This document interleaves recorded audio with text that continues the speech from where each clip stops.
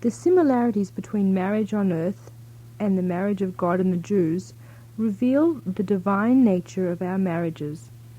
For example, the basis of marriage must be an irrational commitment based on faith. As in our relationship with God, marriage demands submission and responsibility. How one can be responsible and submissive at the same time is attributed to the spiritual talents that we possess. As in our relationship with God, marriage demands modesty. Modesty, humility, sense of propriety. These are the building blocks of an intimate relationship. The sanctity of marriage should be respected in the same way a sacred place or time is respected. In the presence of a married couple, one is in the presence of a holy assembly, as holy as a congregation at prayer. The giving of the Torah at Sinai is not only tells us about marriage, it not only instructs us in marriage and establishes that there's a great virtue to marriage, but the revelation at Sinai, the giving of the Torah itself, is in fact a marriage. So sometimes when we want to learn about Torah and understand our marriage to God, we look at human marriage, and what we learn from it we can apply to our relationship with God. And sometimes we do it reverse. You look at Torah, you look at our relationship with God, and what we learn from that, or what we're taught about that, we can then turn around and apply that to marriage in the physical. And that's because everything in the spiritual world devolves from its spiritual origin, from its godly origin. And since God is the creator of all things, and everything comes from him, it therefore follows that everything that exists in this world has its counterpart in God. And that's why there is marriage in the physical world. Not just the institution of marriage, but the experience of marriage, the ability to be married, the feelings or the state or condition of marriage that the people feel when they're in a marriage. All this exists because that's the way it is with God. God is monogamous. What does that mean? We're told in Gemara, in the Medrash, that the giving of the Torah was the marriage ceremony between God and the Jewish people.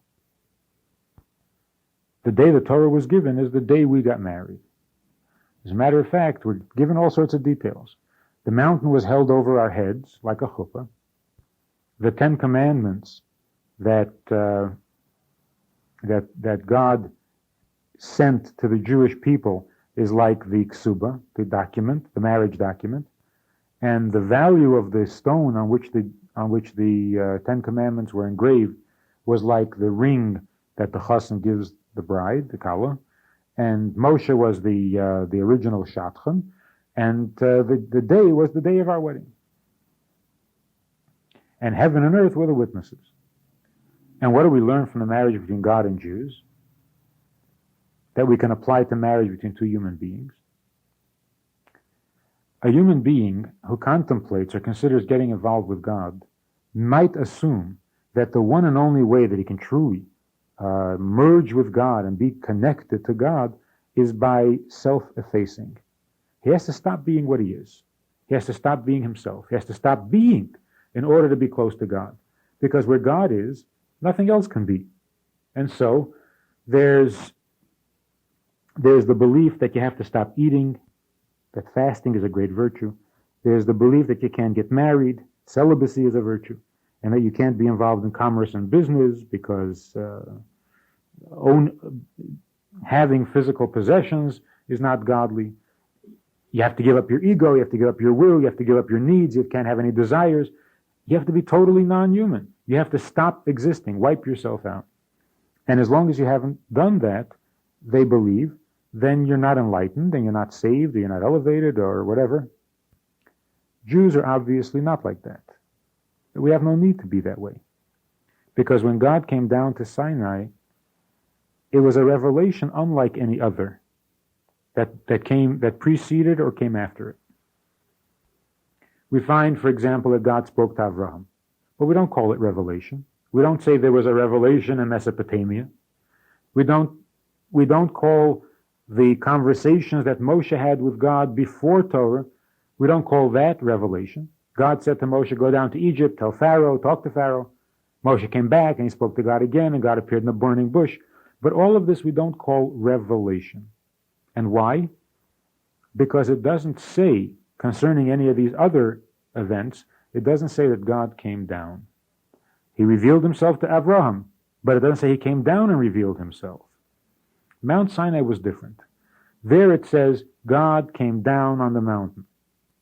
Why the emphasis on the coming down? Because this was going to be a different kind of revelation. This is not, it's going to be true revelation, not communication, not delivering a message or sharing some information. God spoke to Avram and said, your children will be slaves in a foreign land. It's important information. But that's not coming down. What happened at Mount Sinai was that God not only spoke, but God made himself available. So that you want to be close to God, you can. You can be one with God without giving up your human existence. How? Because God came down. He made himself available here, which means to say that a Jew continues to be, even in his most ecstatic moment, even in the moments of highest union with God, of the greatest cleaving and oneness with God, a Jew remains obligated and responsible. You have to be concerned, you have to be responsible for the welfare of your fellow Jew, or for the world at large, for that matter, even during the highest moments of ecstasy. And it's not pulling away. It's not separating from God. You can't say that because a Jew feels responsible, therefore he's not really cleaving to God. And if he were really one with God, he wouldn't notice what's going on around him. It's not that way. There's a story from the Alter Rebbe, a famous story. He was sitting and studying in his apartment, which was on the second floor of the building, and his son, who was the Mittler Rebbe, who became the Rebbe after him, who was married at the time, he was living at the bottom floor, the ground floor, and his grandson, the Alter Rebbe's grandson, the Mittler Rebbe's son, was in a cradle in the same room with his father, and his father had this fantastic depth of concentration that when he was involved in learning or in davening, he would hear nothing, he would see nothing and feel nothing. So his father was studying a holy text and didn't hear the baby fall out of the crib.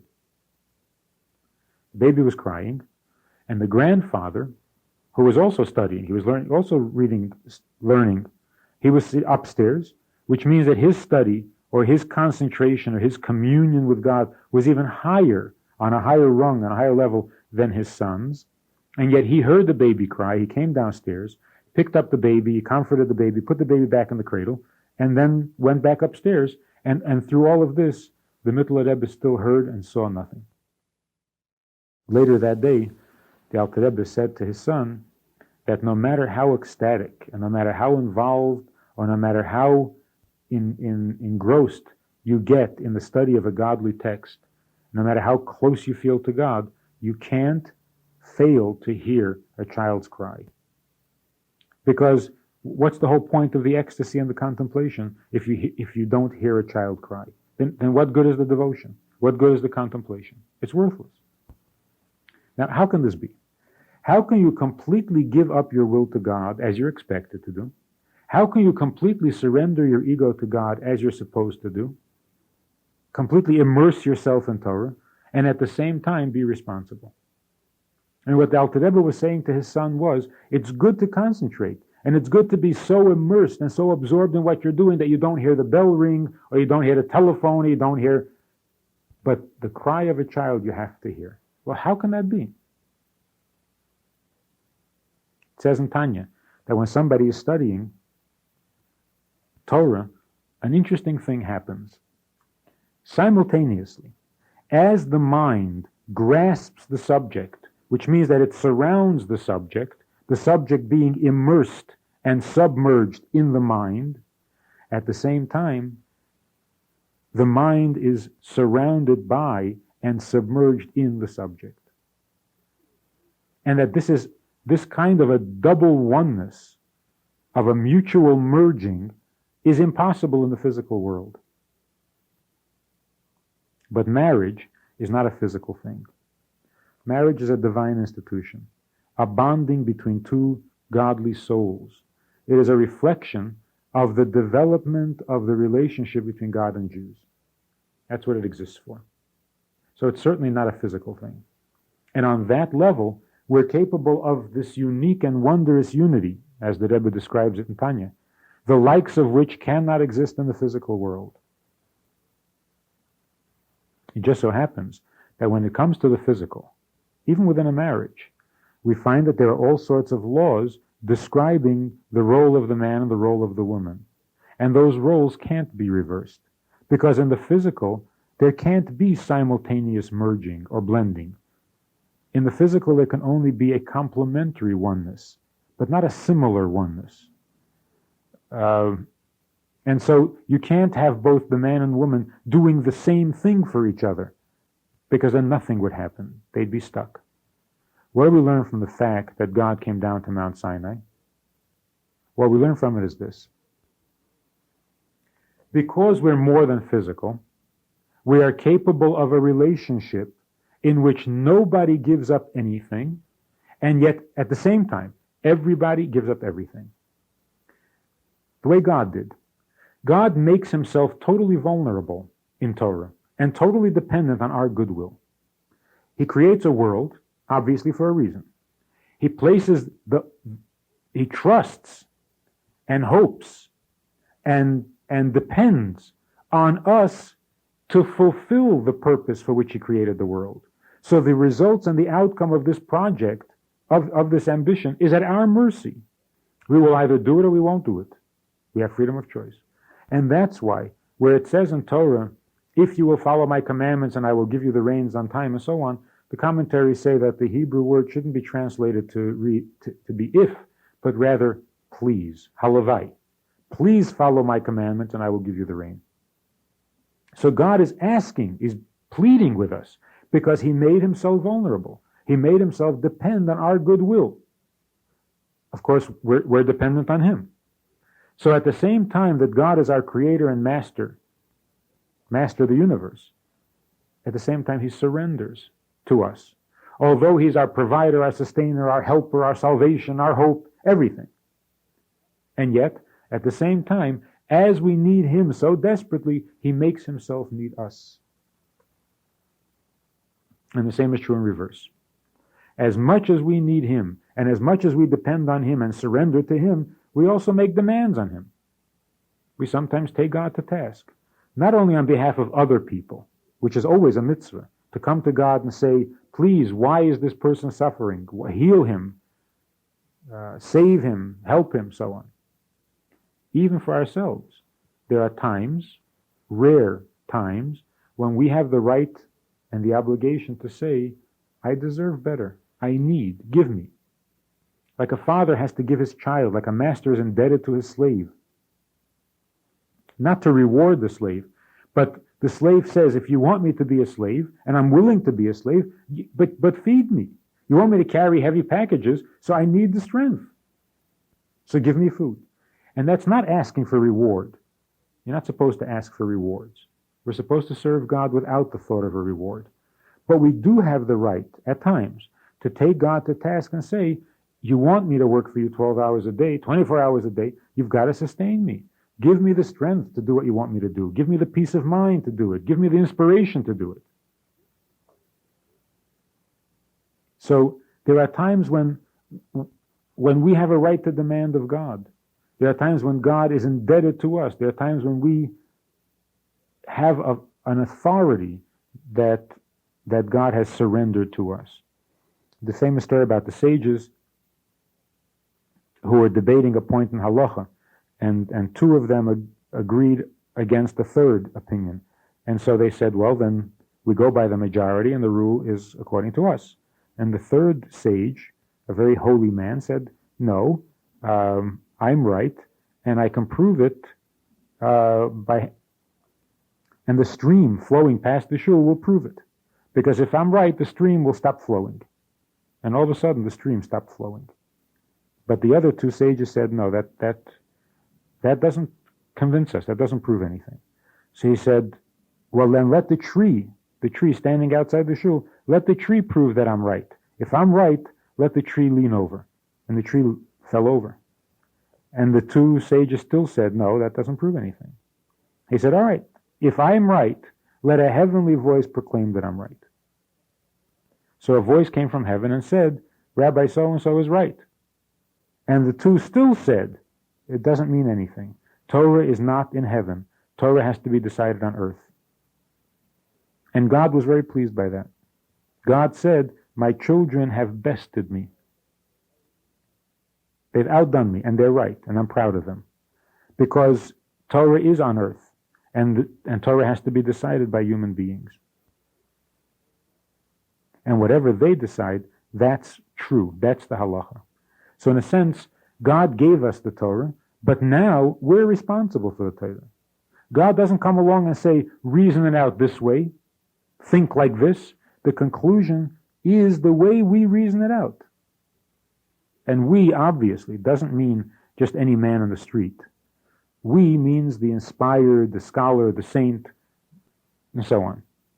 But still, it's a human being. And in that sense, the marriage between God and Jews is not like the concept of marriage or the way that people treat marriage in other religions and cultures, where marriage means that the woman surrenders to the man, and that's the end of the story, a one-way street. The marriage between God and Jews proves and establishes right from the start that marriage should mean a dual merging, a dual blending of one into the other.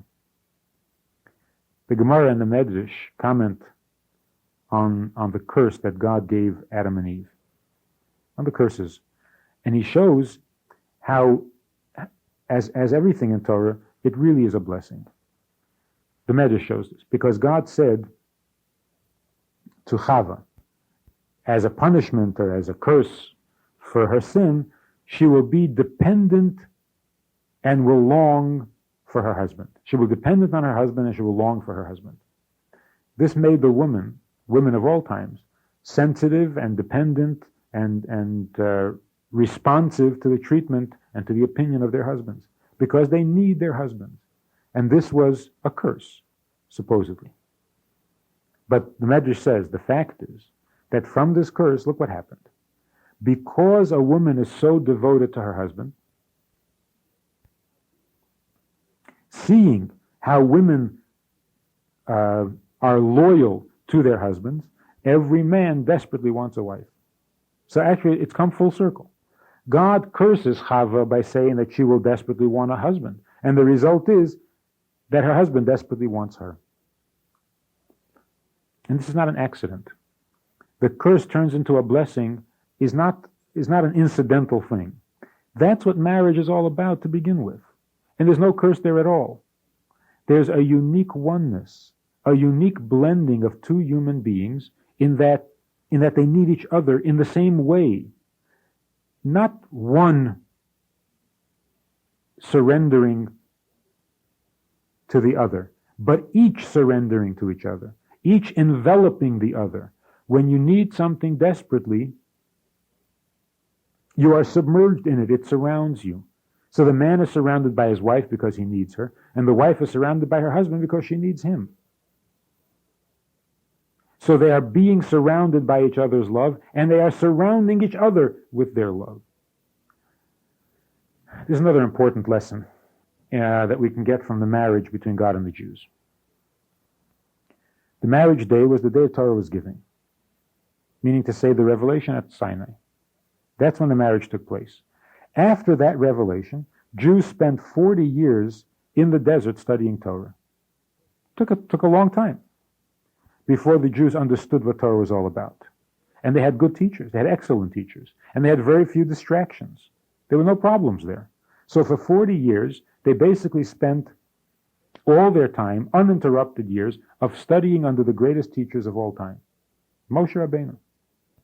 So they must have learned a lot. And all of this that they learned during those 40 years, they didn't know, they were unaware of, at the time that the Torah was given. Which means that on the day of their wedding, they didn't have all that information. The Jews didn't know that much about God, didn't understand God. And in a manner of speaking, God didn't know all there was to know about the Jews either, because there's freedom of choice. So the Jew has, what will he choose? What all this means is that the marriage commitment between the Jews and God was not based on a thorough knowledge of each other. And the commitment of marriage is the core of the marriage. And it is a commitment made on faith. Jews were told that God was waiting for them at Mount Sinai, and they said, we will do. We need a God, let's get married. And God said, I need a people, be my people. So they were committed to each other before they knew details about each other. And that's why in bad times, when God wants to remember the good times in the marriage, God says, I remember your kindness when you followed me into the desert without food and without preparation. In other words, there was the beginnings of the relationship which was not rational. It's not that you already knew that I could make food fall from heaven and that water would come from a rock. You didn't expect such things. You never heard of such things. And yet you followed me into a desert in a desolate place. And only later did we find out that God does these things. And it's not because we trusted him to make food fall from heaven that we followed him into the desert. We followed him into the desert because we wanted him. The marriage between a woman and a man is also necessarily based on faith. Follows this order. First, the marriage is an irrational thing because you don't really know each other. You don't know each other even as single people, living as singles, understanding each other as a single person. And you certainly don't know each other as married people. You don't know what the person is going to be like once they're married. You don't know what kind of a husband or what kind of a wife they're going to make. Nobody knows. So marriage in its first stage is totally irrational. And even though people usually have something that they see in each other, and that's their reason for marrying this particular person, but it's usually a poor reason. We like to think that we know what we're doing. So we make up a basis for our decision. But as every married person knows, when you look back 3 weeks later, you can't find what was that reason again? I don't see it. It's not there. It was useful in making the decision. And once you're married, the marriage has to be based on something else. Because what's good enough, or what works to get you into the marriage, is not good enough to keep the marriage. Is not what the marriage really rests on. Like that cigarette advertisement. Come for the filter and stay for the taste, or something like that. So you've entered into the marriage by what seems to be a good idea, and then you'll find out that marriage is much more than a good idea. It's not meant to be just a good idea. And if that's all it is, then you might as well leave it. It's supposed to be something quite different. That's why it's so wrong when a person says, I'm very upset about my marriage because I think I made a mistake. I married the wrong person. What do you mean you made a mistake? Every marriage is a mistake in that sense. Yeah, but I thought, who cares what you thought? Marriage is not what you thought. Marriage is not the sum total of your wisdom. It's much greater than that. But when we treat it as if it's something I had planned and it's not working out according to my plan, you can't plan marriage. You can't rationalize marriage. You can't make it make sense. It's not meant to. It begins to make sense maybe after 40 years. But just like the Jews and God, at the end of 40 years, they finally understood the Torah, and now we're ready to settle down. But for the entire 40 years, the virtue of their relationship was not that they understood each other so well, but that the Jews went into the desert without asking and making preparations and conditions for the relationship. That's the virtue of it, that they allowed the relationship to be totally irrational. Because, again, if it were rational, then the oneness between two rational people can only be unilateral. One is going to hope that the other will follow and fulfill their need. Otherwise, there isn't going to be oneness at all. Because if you have two rational opinions and they don't happen to agree, and both of them are functioning and basing their marriage on a rational basis, then you're stuck. Then you've got a stalemate. And what happens is one of them has to admit that you're wrong, that I'm wrong. And even then, even if you do have the humility of admitting I am wrong, then it's a one-sided oneness. Marriage is supposed to be a double oneness. And that can't happen through rational reasonings. It can only happen on a higher, on a more subtle, on a more spiritual level. In other words, we don't use rational talents, we use godly talents to make a marriage. When a person says, I think I made a mistake, yes, then he has made a mistake. He's made a big mistake. But not in that he married the wrong person. He's making a big mistake in his concept of marriage. He doesn't understand what marriage is all about. When a person says, oh, I didn't never imagine it would be this way. I always thought it would be different. And it disturbs him and it depresses him. Because it's not the way he pictured it. So what? So it's not the way you pictured it. So your picture wasn't right. But marriage is right. It's only your picture that was wrong. Who says marriage has to be what you pictured it to be? You had a poor image of what it is, and now you found out that it's more than what you thought it was. So when a person says, I don't understand why she wants such and such, and I don't understand why she refuses to do such and such. So what if you don't understand? This is your husband, this is your wife. What has it got to do with understanding? It's irrelevant. And if you did understand, would you then be more married? No. You'd be more logical. If you understood your wife, would you be nicer to her? Not necessarily. You would just have to find different things to argue about.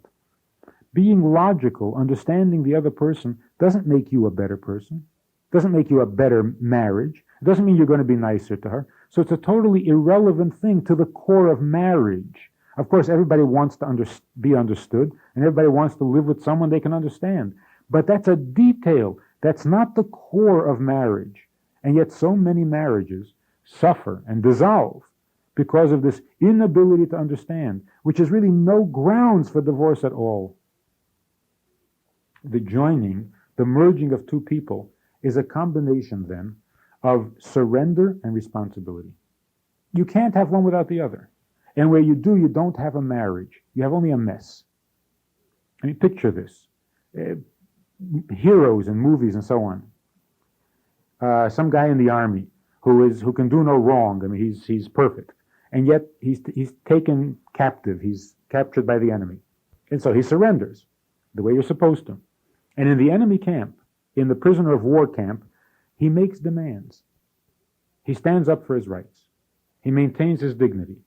And yet, he never violates the rules of the camp because he knows he's a prisoner, he knows where he is, and he behaves himself. Now this combination of, on the one hand, he has surrendered to his enemy. He says, okay, take me, I'm yours. You're in charge, you're the boss, this is your camp. It's what you want that counts. And at the same time, responsible. Because if he says to the enemy, if you're not going to be responsible, I'm going to call you on it. I'm going to stand up and say, no, that's not right.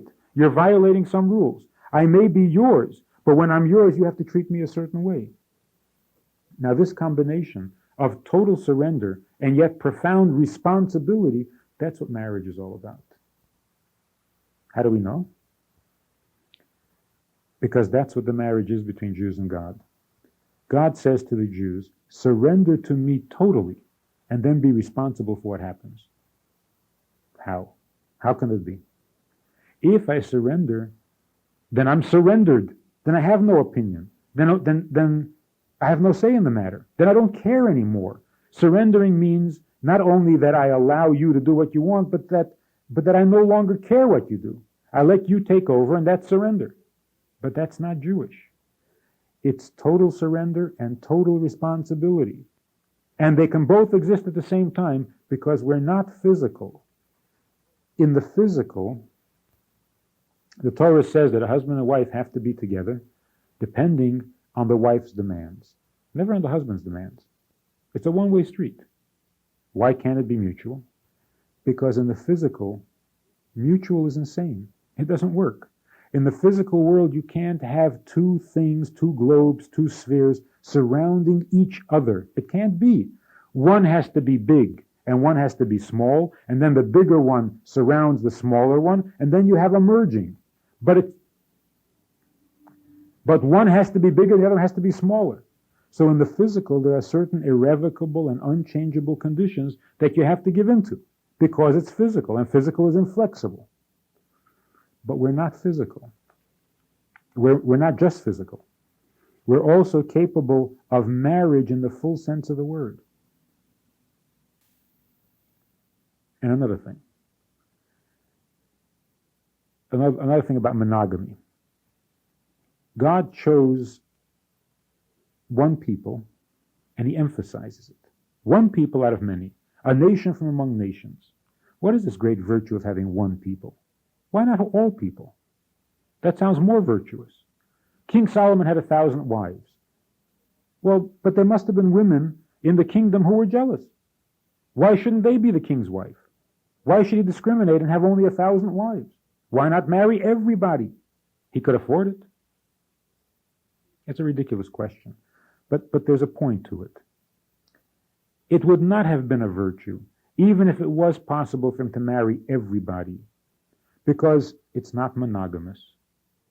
There's a virtue to selectivity, particularly in marriage. So although God's measure is much bigger than our measure, to the human being, monogamy means one wife, one husband, but to God it means one people, one nation, but still one nation. And for somebody like Shlomo HaMelech, it meant 1,000 wives, but 1,000 wives to whom he was married monogamously. Only 1,000. Selective. This modesty means the recognition of what is appropriate and distinguishing it from what is inappropriate.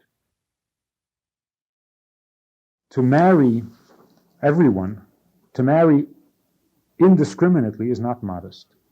It's not recognizing propriety. Because how can everyone be appropriate? How can everyone be right? That's indiscriminate.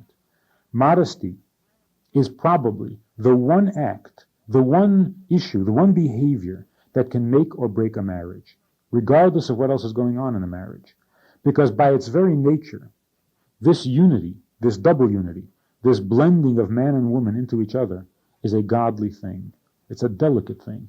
Immodesty destroys it at its root. Because marriage is a godly institution, because it engages the divine parts of husband and wife, modesty must be maintained in order to preserve this divine state. Immodesty destroys it completely. Which means there cannot be, that's a pretty big statement to make, there cannot be a marriage between a husband and wife if they are not modest with each other. But there are so many people who are married and not modest. They can be together. They may even get along, but it's not marriage. The unity, that oneness that is unique to marriage is missing. They may not have a reason to get divorced. They don't hate each other. And they enjoy each other's company, so they stay together, and they consider it a good marriage. But really, it's only a workable marriage. The specialness is not there. The uniqueness that makes marriage different from every other kind of relationship between two people is not there. Where do we see modesty in the marriage between God and the Jews? Well, first of all, God chose Mount Sinai. Why Mount Sinai? Because it was the most modest. It was the humblest. It was not the highest of mountains. And these two concepts of modesty, meaning humility, and modesty are really one and the same. And that's why we use the same word for both. In both cases, humility and modesty express the same inner awareness. The awareness of the distinguishing or discriminating between the appropriate and the inappropriate. Something can't be correct in one context. Something can be right in one context and yet wrong in another. The ability to distinguish, that's modesty. And it's humility. I may be 100% right. I may be the expert on the subject. And at the same time, I have to know when to say it, when to speak up, and when not to speak. When to claim to know, and when to mind my own business. That's humility. If two friends are walking down a wooded path, a forest path, on their way to the river, and they're carrying fishing rods, and one of them says to the other, "Have you got worms on you?" That's a very appropriate and rational question. It's an acceptable question. The person won't be insulted by it. But what about two friends walking down Fifth Avenue on their way to a black tie congressional dinner for ambassadors, and one of them says to the other, "Have you got worms on you?" Question becomes not only irrational but insulting, in poor taste, because you have to know where it applies and where it doesn't apply. And that's the sense of modesty. So a person can say, what is this thing with modesty? What is it to be ashamed of? After all, I was born this way. God created me this way. Why do I have to hide? It's true. There's nothing wrong with the body. And it's not ugly, but there's a context in which it is appropriate, and there are contexts in which it is not appropriate. Indiscriminate behavior, lack of discrimination, is deadly to the soul. And so it's deadly to the marriage as well. So there are these three things. First of all, marriage must not be measured by rational human intelligence. If the demand to not understand why you do what you do, is an unacceptable demand, and if the marriage is conditional, is acceptable only if you understand your spouse, then it's not a marriage at all. So that's first. Secondly, the surrenders have to be mutual and have to be accompanied with responsibility. Total surrender, total responsibility. So the person won't say, I decided that since he is so stubborn about such and such, well then, just let him have it his way, and do it his way, and I'll just go along with it, and I'll stop caring, and that's all. It's his decision. He'll be responsible for the outcome, and I'm just going to sit back and watch. That's not right. If he needs my help, then I'm going to give it to him, even though I have surrendered to him and I'm letting him do it his way. And you don't say, you want me to surrender? Fine. You want me to play it your way? Good. Play it your way. But then don't look to me for help. You're going to get yourself in trouble? Don't look to me. That's a conditional marriage. I'll surrender on the condition that you also don't expect me to be responsible.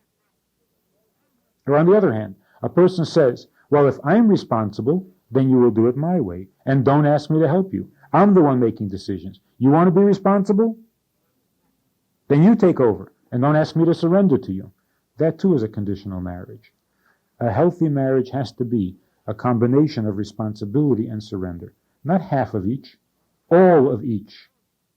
Complete surrender and complete responsibility. Think back to our grandparents, how they behaved under these two circumstances. Picture the classical grandpa and grandma. The surrender, the devotion is total. I don't know what word to use. What did the grandfather feel for the grandmother? Whatever her whims, whatever her craziness, her mishigas, her idiosyncrasies, he was comfortable with it. The devotion, the submission, the total surrender of the grandfather to the grandmother was without conditions. Certainly in the physical, if one of the grandmothers or the grandfathers developed a physical infirmity, there was never a word of complaint, never a word of resentment. What do I need this for? What do I get myself into? Who needs this? Never. I know an elderly couple whose marriage was terrible. So it seemed. Terrible marriage. They had gone through the war. And they were still going through the war, because for them the war never ended. In more senses than one. The after effects on their nerves that had been so shattered forever that not only didn't they forget the war, but they carried it on between them. And basically, he was a monster. She described him as a monster. And that's strong language. They were in their 70s, and she decided to divorce him. Couldn't take it anymore. And with great courage, we were pretty impressed with this woman. With great self-assertion, she got herself an apartment and she moved out, much to everybody's surprise. It wasn't an easy decision to come to. She did it and she loved it. It was wonderful. All of a sudden, we get a call from her and she's back at the house, in his house. What happened? Her husband got sick. So we said, what do you mean, your husband? You moved out. He's a monster. You want to get divorced. She didn't understand what we were saying. She says, but he's sick. He needs me. And we said, what do you mean he needs you? A lot of people need you. But that's not your problem. You moved out on him. You're finished with him. Unthinkable. Yes, he's a monster. But so what? He's my husband. The man passed away. It was fatal illness. She was sitting Shiva. And she says, he was a monster, no? Like she's trying to convince herself that it was true because it doesn't ring true. She was amazed at herself and she says, I can't remember any of that stuff, any of the bad. I remember only the good parts. The surrender is total. Under the surface of all the fighting and the criticizing and the disagreeing and the cursing and the screaming, the surrender was total. If he needs me, then never mind that I have an apartment that I'm paying for. Never mind that it took me years to work up the courage to leave. Never mind I enjoy being by myself. He needs me. End of subject. No further questions. Total devotion, total surrender, total responsibility. That's the elusive quality they keep looking for. What was it that made these marriages so fantastic? Any act, any interaction between the two that you would point to, you'll find two ingredients interwoven: total surrender and total responsibility. There was never one without the other, and so it was mutual. As much as the husband or the grandfather surrendered to the wife, the grandmother surrendered to the husband. Not less, not even different, exactly the same. As responsible as the husband felt for the wife felt for the husband. Exactly the same. Each had their own talent. One was good for one thing and one was good at another. And so they communicated on different levels. But in terms of surrender and responsibility, they were exactly the same. One could not do without the other for two reasons. Because they had completely surrendered to the other, and because they were completely responsible for the other. And these two threads kept them together through everything. Then there was the third pillar on which the marriage rested, and this is modesty. They were modest. Of course, modesty comes in varying degrees. There's no question that if we got together a group of grandmothers and grandfathers from a previous generation, they wouldn't agree with each other on what is modest or what is not. They had different standards, varying standards. But what can be said with confidence is that even the most immodest among the grandfathers would be considered modest compared to our standards today. Because what to them was proper and right is to us boring, insignificant. They had a high standard of modesty, particularly grandmothers, and that modesty added the third leg or the third pillar that made Jewish marriage the envy of the world, a unique kind of marriage. So the more we learn and the better we become at relating to God, according to the way Torah describes it and trains us and teaches us, then the better equipped we are to make our marriage reflect the marriage between God and the Jews, to be a good example in human marriage of the marriage from which this evolved, the marriage between God and the Jews. And the more similarities we draw from the Shavuos marriage, from the Sinai marriage into our personal marriage, then the healthier the marriage becomes, and in reverse, our feelings towards God should be at least as good, at least as real as our feelings towards each other, if we're going to be good Jews. Questions like, why are you going to be a good Jew? Because you want to be? Because you like being good? That's not a relationship. You're going to be a good wife? Why? Why are you determined to be a good wife? Because you're in the habit of getting A's? because you like to excel in what you do. That's not a relationship. The husband who's determined to be a good husband, he's going to be a model husband because he likes to be good at what he does. And so he's going to be a perfect husband whether you like it or not. That's not a husband. In a relationship, if you're going to be good, it means you're going to be good to the person with whom you share the relationship. And why? Why are you going to be good to her or to him? Because he or she deserves it. Not because you're special, but because they are special, because they deserve it. So if you're going to be a good Jew, why are you going to be a good Jew? Because you like being good at what you do? That isn't right. If you're going to be a good Jew, you're going to be a good Jew because God wants it. That's a relationship. A relationship is when you do for the other, not for yourself.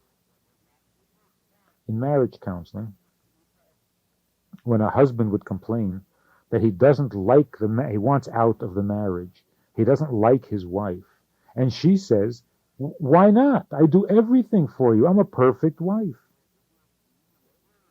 So he's saying that she's no good, and she's saying, but I'm perfect. And they're both telling the truth. She is a perfect wife, but she doesn't like him. She's a perfect wife because she's well trained, because she does everything right. But she doesn't like him. She doesn't respect him. Therefore, he doesn't want to stay.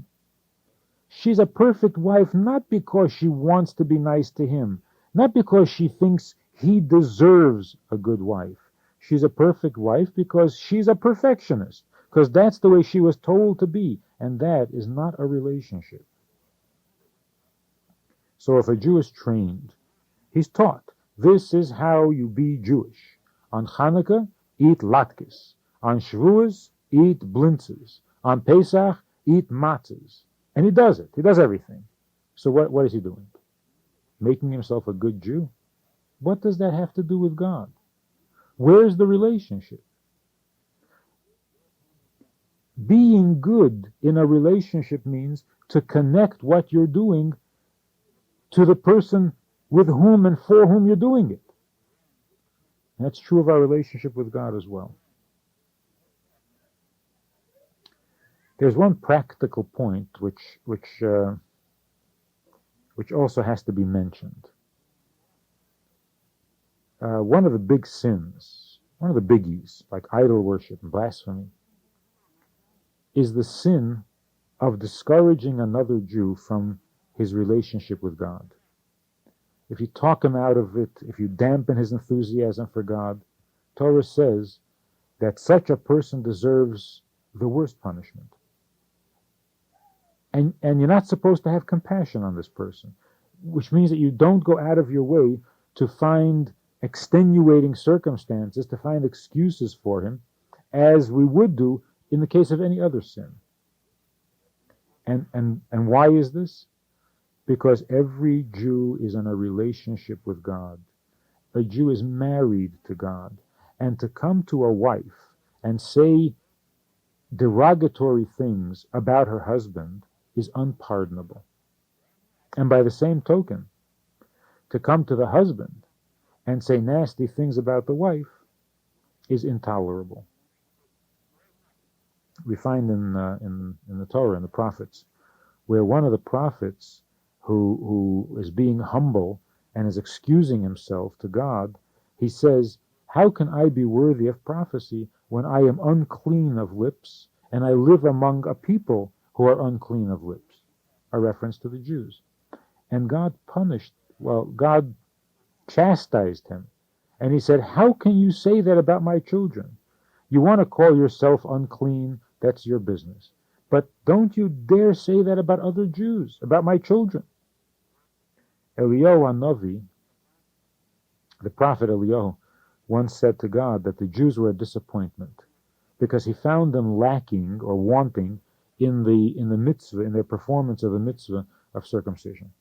And ever since then, the prophet Eliyahu has to come and be present and attend every circumcision, everywhere in the world, and for all time to come, because he accused the Jews of not keeping the mitzvah, and he has to make up for it. He has to testify now that in fact they do keep the mitzvah. And wherever the mitzvah is being kept, he has to be present in order to be able to testify to it.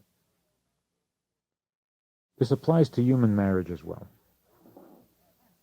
To say something discouraging or disparaging about a husband to a wife, or about a wife to a husband, is an unpardonable sin. Because the divine beauty and greatness of a marriage is sacred, and to do anything that diminishes it, or discourages it, or dulls it, is an incredible sin. And unknowingly, we very often find ourselves doing just that.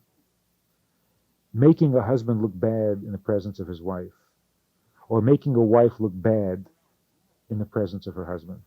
Not intentionally, but by our incredible charm and wit, we just seem to make everyone else pale by comparison.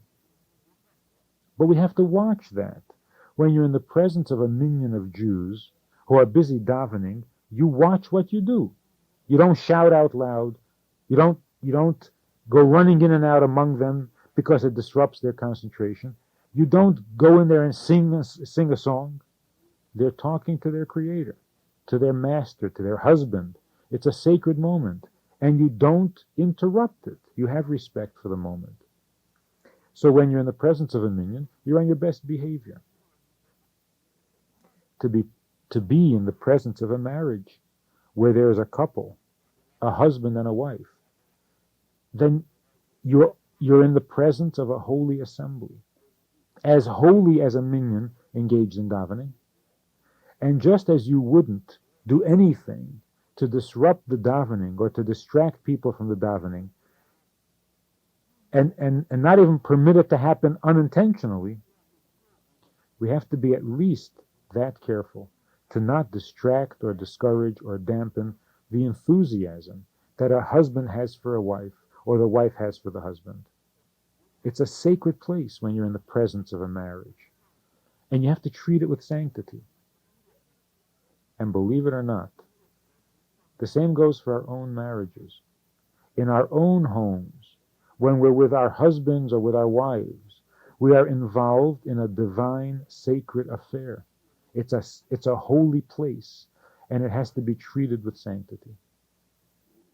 Therefore, it's no surprise that in the davening, in the beginning of the davening, where we say that there are many wonderful mitzvahs, they're great and eternal and so on, but there are a handful of special mitzvahs whose benefits and rewards are endless, both in this world and in the world to come. And we enumerate them. One of them is bringing peace between a husband and wife, pursuing peace between a husband and wife, because it's equal to bringing peace between God and his people. In Eicha, Lamentations that's read on Tisha B'Av, part of the mourning of the destruction of the temple, where it talks about the desolation and the effects that the destruction had on the Jews. It describes the people of Israel, it describes Jews as being like a woman abandoned by her husband and therefore pursued by strangers. Because she's abandoned and she's ashamed, because she can't say where her husband is. And that's the state of Golus. When we have to apologize, when we have to convince people that we're still in a relationship with God, God hasn't abandoned us. That's the embarrassment of the abandoned woman. Now, in the end of Golus, when Mashiach comes, concerning those days, God says, "And then I will have mercy on you and gather you back, and no longer will you be called abandoned, and no longer will people be able to ask, 'Where is your husband?' or say, 'Your husband is left you, has gone away.'" There's this whole section in Torah, a whole series of laws that deals with the phenomena of the soita, the woman, a wife who is suspected of infidelity. And the procedure is as follows. If a husband has reason to suspect that his wife has been unfaithful